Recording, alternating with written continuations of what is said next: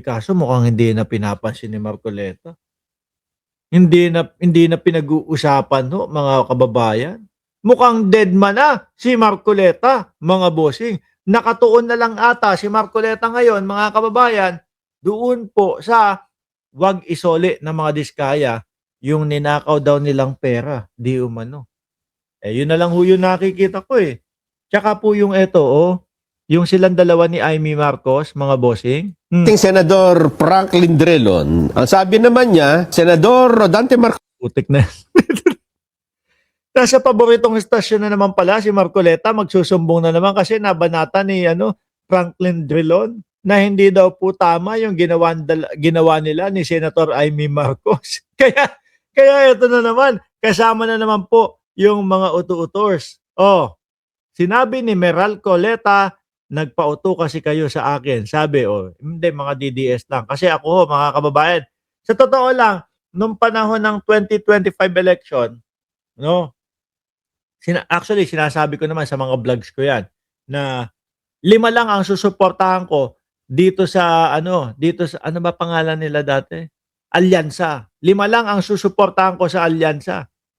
At yung iba, hindi ko susuportahan kagaya nila Tolentino dahil alam ko babalik lang yan, no? Pero si Marcoleta, hindi ko iboboto ho yan, mga kababayan. Dating Senador Franklin Drilon, ang sabi naman niya, Senador Rodante Marcoleta and Amy Marcos did not follow proper Senate procedure. The report should have been submitted to the Senate Blue Ribbon Committee, which is tasked with investigating the anomalies. And it is indeed discourteous to the Blue Ribbon Committee. Isa pa rin naman yan. Alam mo, kung siguro ay wala sa Senado, hindi ako magkukomment eh. Yun ang respeto. Ewan ko, baka gusto na naman kumandida.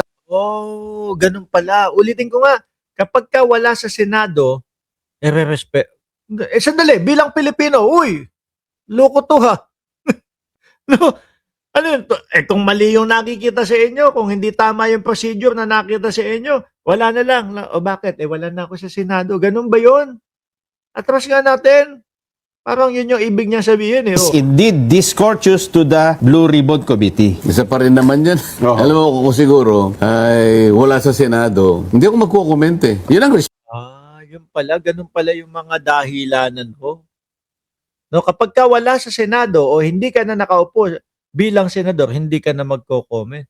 Kaso Brad, lang yan, nahalata, nakita na mali daw yung procedure nyo ni Amy Marcos. Wala na lang yun. Wala na, hindi ka naman nasa Senado eh. Paano yung bilang pagiging isang Pilipino ni dating Senador Franklin Drilon? Respeto. Ewan ko, baka gusto na naman kumandidato kaya nagpipilit na namang magkomento. Sinasabi ko ba na itong minority report ay nakasalig sa mga rules eh? Kasi yung rules namin ay magbibigay ka. Para sa bayan kasi. No, sabi naman po ni Tito Soto, papel lang daw yan. Pang-media lang naman daw yan para mapansin kayo. Unang-una, Rodante Marcoleta, no? Yung mga doon pa lang doon sa mga inilabas ninyo na mga witness, no, si Orly Gutesa, putang inang yun, nasa na ba yun? Nasa na ba yun? Sasabihin ni Yaya Ning, si Mark Ramos hindi na nga nagsisimba, hindi pa mapigilan yung sarili ng Hindi! Mapapapiyay ka naman talaga kay Orly Gutesa no?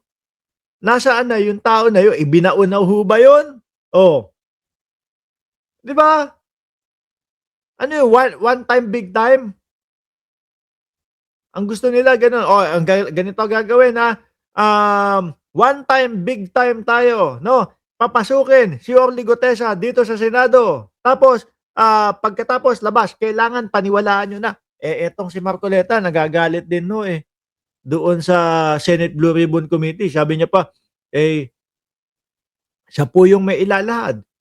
Hindi ko ini-expect na siya pala po yung pagtatatanungin. Di ba?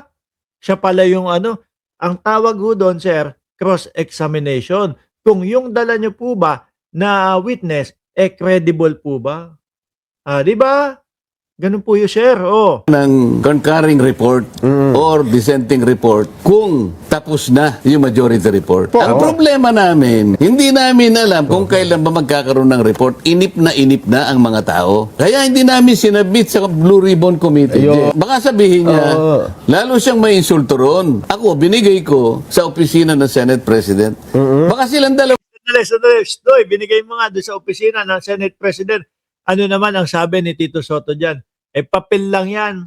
Oh, pang media-media lang daw yung ginawa ninyo. man lang. Sakit nun ha. Kaya nasasabihan ka siguro daw na ano daw, lowest rank ng ano, ng pagiging abogado. Biruin mo yun. Oh, senador ka, tas masasabihan ka. Rodante Marcoleta, ano masasabi mo kay Rodante Marcoleta sa pagiging abogado? Lowest rank.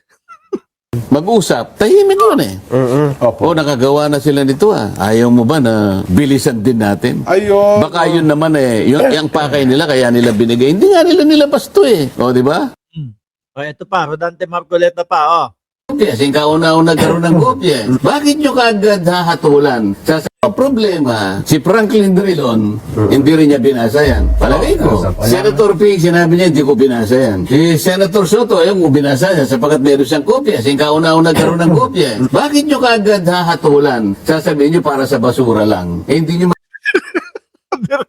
Pero mo, pinaghirapan ho nila yun, ha? Nagpa-press con pa ho sila noon ni Manang Amy, ha? Tapos ang sasabihin lang po nung mga dating senador, nung ngayon pong Senate President, para sa basura lang daw. para sa basura lang. Kung si Rodante Marcoleta naman talaga, masasaktan naman yung sa mga sinabi niyong yun. Oh. lang binasa. Ang pinagkunan namin yan, hindi namin sariling haka-haka. Hindi namin sariling panukala. Yan ay galing sa mga taong tinawag natin, tumistigo, tumulong Para doon pa. Yung mga papel-papel na pala. Sandali, masira yung mouse natin, ano? Galing naman pala doon sa mga tinawag nilang mga tao. No? Sino? Kagaya nung sila Orly Gotesa. Kaya sinabi, basura lang daw. Biruin mo nga, yun, no? Kinakabahan siguro, natatakot na makasuhan ng perjury. Paano ba naman, no, mga kababayan?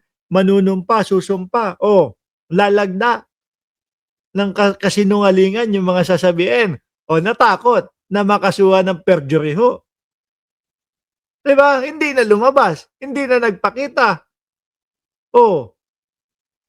Ay, Diyos ko po, doon pala galing yan. Kaya naman pala, ang sabi ng mga senador, wala.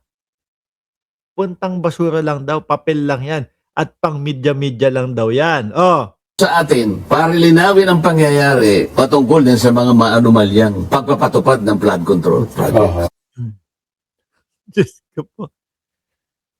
Natawa ako doon. Kala ko naman talagang masusing pag-iimbestiga. Yung pala, doon din kila Orly Gotesa nang galing ho yun, mga kababayan. Eto mga DDS.